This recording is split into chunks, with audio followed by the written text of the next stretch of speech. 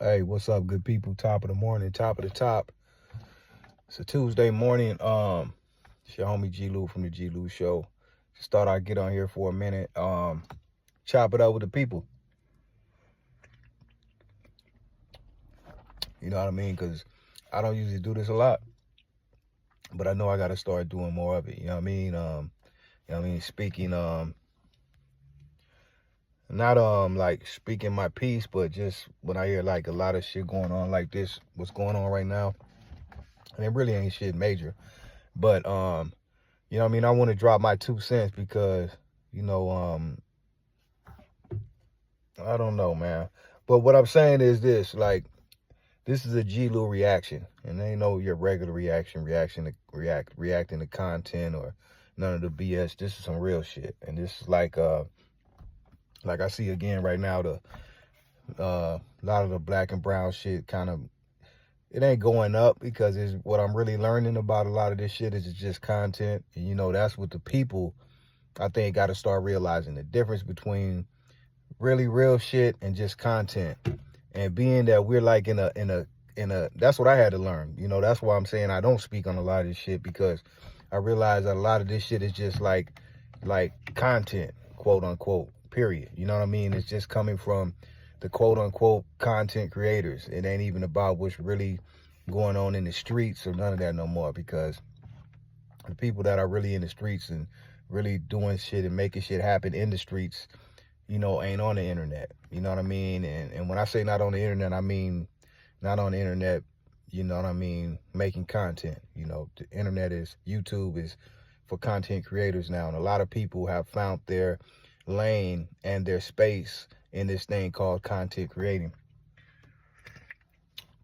So therefore, you got a lot of people on here now that, you know, podcast and talk. You know what I mean? And like all you need is your phone. You know what I mean? Like I'm sitting right now. I have a studio though, homie. But I'm on my phone right now because I'm just taking some time out right quick to address some of this shit. And I'm just speaking for me. I'm not coming on here speaking for the black race or none of that, or for the brown race or none of that. I'm just speaking my mind because, you know, I'm really in this shit. And when I say really in it, I mean really mingling and interacting with the black and brown. You know what I mean? And that's the only reason I come on and feel I have a reason to speak about this, is because I really lived it. And you know what I mean? I may have some people on here that may say whatever or think whatever they think about me that don't know me, homie. You know what I mean? But I really lived this shit. And if you know me, you know. People that know me know. Since I was a kid, I lived this shit. And I grew up that way, literally around brown and black my whole life. You know what I mean? So I got family that's brown. You know what I mean? Family that's black. Obviously, I'm a black man. But I feel I can speak on this because even up to this weekend, you know, I was doing events and doing stuff with my black people and my brown people and both combined. You know what I mean? I went from a Juneteenth event, which a lot of this stuff is what I'm talking about right now is caused around the Juneteenth event. You know what I mean? Let me just get into that. I believe it was the homie Icon. And like I said, even when we speak on these things, we got to be specific and speak what, you know, say what we mean and mean what we say. It was the homie Icon who spoke on something, I believe, last week and got everyone, you know, in the uproar. um, and I'm glad, you know, Icon, because I seen it today or yesterday where he came back and clarified his statements. And that's what I think we need more of too, accountability and responsibility and education, because Icon came back on today or yesterday, I don't know, and clarified his shit and said that, you know, what he said, what he said, you know, he spoke a little bit out of context because, first of all, it started around the Kendrick concert. Kendrick obviously stirred up a lot of shit last week in a good way, I think, for the city and for the coast, man, with that concert that he did, man, at the Forum, homie, in Inglewood, which a lot of people say was a Drake diss concert. I don't really think it to be so. I just think it was a great celebration for Juneteenth, even though it was his birthday and Juneteenth, even though Juneteenth was a couple days before, but it was a Juneteenth celebration. And I think it was just beautiful for the city. And Kendrick brought a lot of people out of the city, and not only what he did do on stage was brought a lot of gangs together. We've seen a lot of blue and red up there mingling, and it was just good for the city as well. A good light for LA hip hop, West Coast hip hop, because LA hip hop has really gotten a black eye right now. It's really no love being shown for the artists coming out of LA, man. It's really bad right now.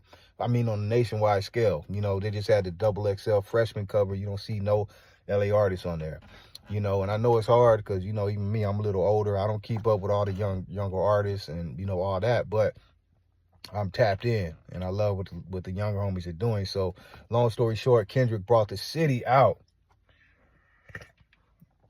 to that concert and put a light on the city nationwide. That's what everyone was talking about.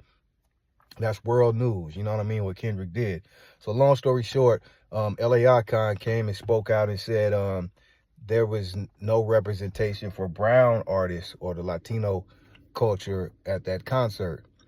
And like I said, I understand a little bit what he meant. And let me say this first and foremost, because I see a lot of people speaking out, and that's the only reason I'm speaking on this now, because I think we as content creators, I guess you could say that I don't call myself I'm in this content space, but this is what I've been doing for years. Just a little more newer to YouTube, but I've been doing this for years in radio and broadcasting, you know what I mean? So, but I think as content creators, as they call it, we need to be more responsible, man, and take more responsibility of what we're doing and what we say and how we say it, because a lot of times now, like I said, having this content space, everyone just gets on, homie, and just speaks what they speak, and sometimes don't even really think about what they're saying or how they're saying or how it's going to come across. And if you are certain people, a lot of people, it don't matter, because some people don't have no voice really like that. Like, it could have been any other little YouTuber that said that, not with a bigger voice, and it wouldn't have meant shit, you know what I mean? But being that was Icon, that shit has a voice, and a lot of people heard it. And then, like I said, being that we are not being all the way responsible, other people can take it. Again, I'm not that, because Icon spoke a little bit out of turn. That's why he came and clarified it. So I'm not taking up for him. But I'm saying some people can take that and run with it. So you got a lot of people who may not even know who Icon is, man, and know what he's done and know what space he's had in this shit. You know what I mean? And just run off and say, oh, fuck that fool, or he, you know, this, that. There's a lot of narratives being pushed now. And what I hate about it is it goes way out of context from the original statement. What he said, that Mexicans didn't get represented properly at the concert.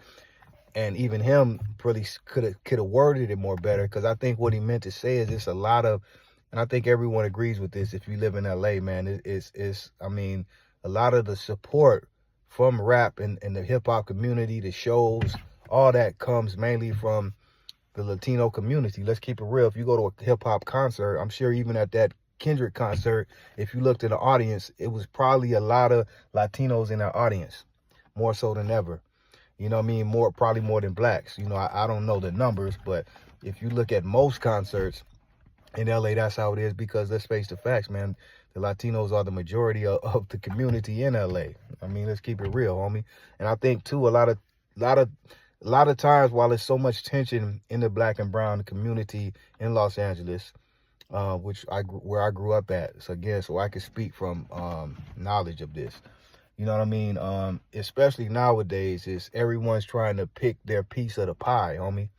And a lot of times, I know my black community could probably feel upset, because at this point, things aren't what they used to be. You know what I mean? Let's just keep it real. A lot of things that blacks did hold and control or possess or have majority stakes in LA, they don't have as much anymore. That's just the facts. And I mean that, like, numbers wise, opportunity wise, a lot of shit, you know what I mean, just ain't there no more for whatever reason, bad or good, you know what I mean? And I think so a lot of people are sometimes upset, man, or bitter that, you know, they don't have the opportunities they have. So when you get something like a Juneteenth and a celebration or hip hop, you know what I mean, you're gonna have blacks that feel a certain way when people come and speak about that, speak on it, or feel that they're taken away from that, because sometimes people feel that's all we got left. Sometimes some things we only do have, and people feel that people are taking everything from us, you know what I'm saying? So it's like people feel a certain way about that. So again, I'm glad Icon came and clarified what he meant, because really that celebration, first of all, did have some Latin artists perform, and I heard Jeezy and a couple more people perform. I don't want to don't quote me, but I did hear that. But again, Icon didn't know that was a Juneteenth celebration. And Juneteenth, if for the people who don't know, because Icon got his education and said that he found out, it was the day. It was a day of emancipation for the people being enslaved. Like that was a day, and even me, I'm gonna be real. For a lot of my life, I wasn't educated on Juneteenth, homie, and I'm black, and I think a lot of people weren't because it was only taught in certain places like that. You know what I'm saying? Like I didn't learn about Juneteenth till years later in my life. You know what I mean? And then some people think maybe it's just a Texas thing because that's where it happened at. But so everyone I think got educated on Juneteenth over the years, or maybe even now. And this was a good thing too because it educated people as well. Sometimes things happen for a reason. So I think this happened for a reason as well because it educated people. Just like Icon say, he knows what Juneteenth is about. But Juneteenth was Emancipation Day for people who were enslaved, and really what it was it was just a day that it was announced, like and made, like put on, like how we have the news. Say they announced it on the news today that okay, the slaves are free, because what was going on, the slaves were already freed, but we didn't have news channels, we didn't have ways to communicate, especially as black people. So you may be free in Texas, but people in Alabama, Florida, or say wherever, Arkansas, they weren't free yet because they didn't get the memo. And it wasn't like the people who knew were going to tell them, the slave owners. So that was a mess. The Juneteenth was a declaration to let people know nationwide that the slaves were free. Okay, so again, people got educated on that fact. So that's a good thing. So let me wind this down because I'm talking too much. I don't like to do that. At the end of the day, I think this was educational and good. It was a good thing. I think the shit is going to blow over because it ain't the first time shit flares up with black and brown. And that's just a issue in LA, man. Let's just keep this real. In California, really LA, South LA. I mean, you know, the LA area, LA County. This don't go on like that in the Bay. Nowhere else but LA. And let's keep it real. A lot of the tensions we do have, a lot of this shit comes from prison. You know what I mean? Or just ignorance and less education, because you got pockets of LA, even to speak on the lefty gunplay thing, not to get too much into that, but we know what he said last week about his daughter, not wanting his daughter to be able to, you know, and he didn't say it in a bad way. He just said that's traditionally how it is. You know what I mean? And the truth of the matter is, in some places it is. Lefties from San Gabriel Valley, which I lived in the San Gabriel Valley, and there's a very small population of black people there. That's the truth. So, but in LA, that ain't like that, homie. You know what I mean? In different parts of LA is very multicultural. Blacks and browns live together and all that. But a lot of this shit comes from prison, and a lot of this shit comes from ignorance a lot of times, you know what I mean, and just sometimes how you're raised. But I think we're in a day and time now where no one can stop what the fuck is going on. So even if Lefty Gunplay say he don't want his daughter to do this, I'm sure his daughter is only 2 or 3. She's a baby right now.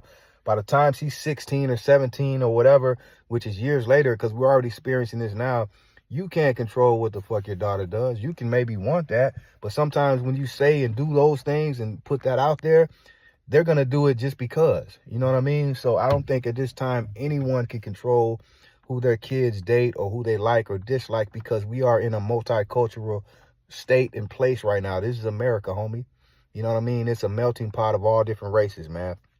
And me personally, I understand keeping bloodline strong and all that. I'm all for it. And I think whatever your preference is, but me personally, I love to see different things mingle in races, man. I see beautiful people sometimes that come out of multiracial backgrounds. Black, brown, you're mixed. I've seen black and Hispanic mix, black, Asian mix, and it's beautiful, homie. You know what I mean? I think that's what makes the world great, and I think that's what's the only thing that's going to keep this world moving forward and get rid of racism, homie, eventually. You know what I mean? Because a lot of this shit is just ignorance. It's one thing to be your preference and stand on what you stand on, but it's another thing to be ignorant, homie. And we can't say this. We can't say we like this, but then don't like that. You know what I mean? And I think when it comes to the black and brown thing, when speaking of hip hop, and the thing that black people have, I think with the Mexicans or whoever that's saying these things, is that you love our culture, you love our music.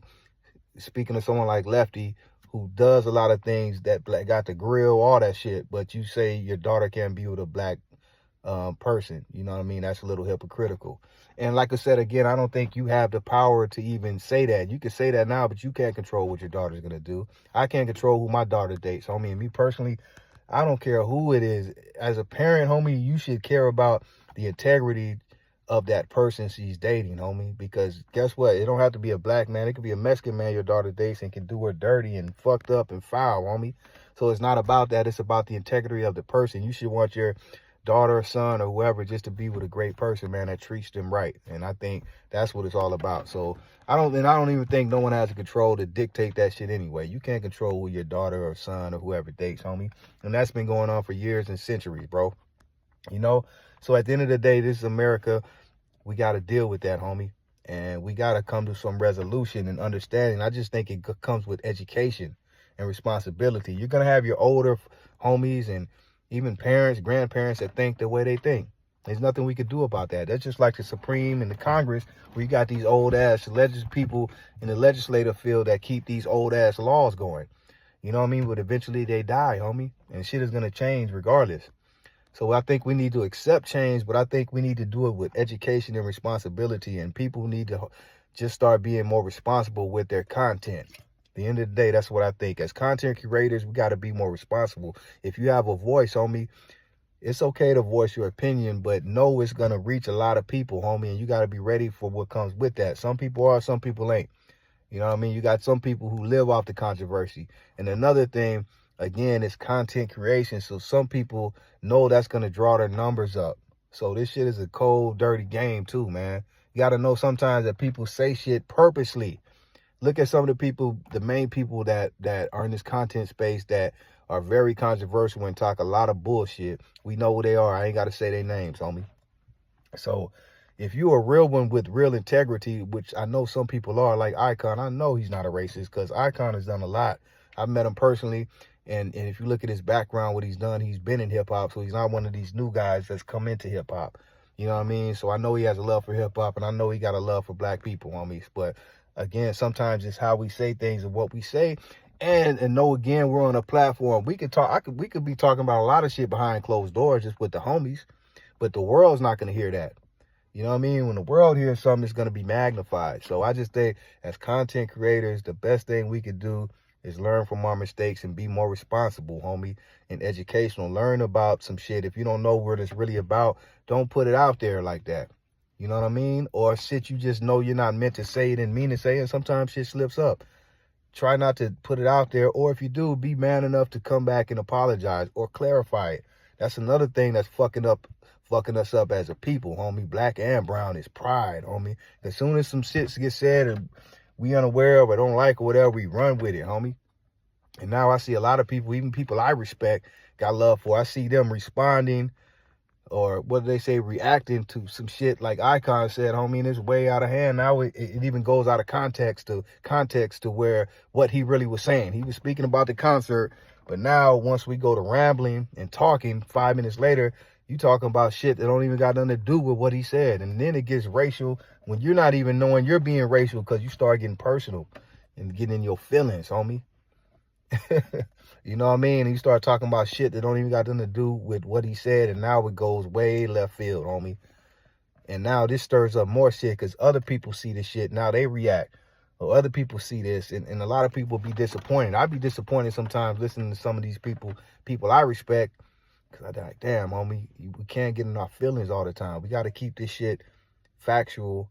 And, you know, I know it's content, man. We got to know that people are watching and listening to us, man. So at the end of the day, my peoples, my brothers, black and brown, just be more responsible, man, about the content you're putting out. And if, you know, you can't stand on it, don't say it, homie. Or maybe you don't give a fuck. But I do, homie. You know what I mean? And I really live this shit. And I got love for black and brown. That's my story, homie. I'm from, you know, all my people. If you know me, you know. So I ain't got to speak on it. That's why you never see me on here talking about a lot of this bullshit. And I'm never going to be a hypocrite, homie. I'm pushing love for black and brown, homie, because we all the same. That's what we don't realize, homie. We all the same. It's just that pride and ego got us fucked up in these prison politics, homie. But at the end of the day, we all love and we all the same, homie. So I'm ending on that note. It's G-Lew from the G-Lew Show. Probably be back at y'all later. Much love and respect. I'm out.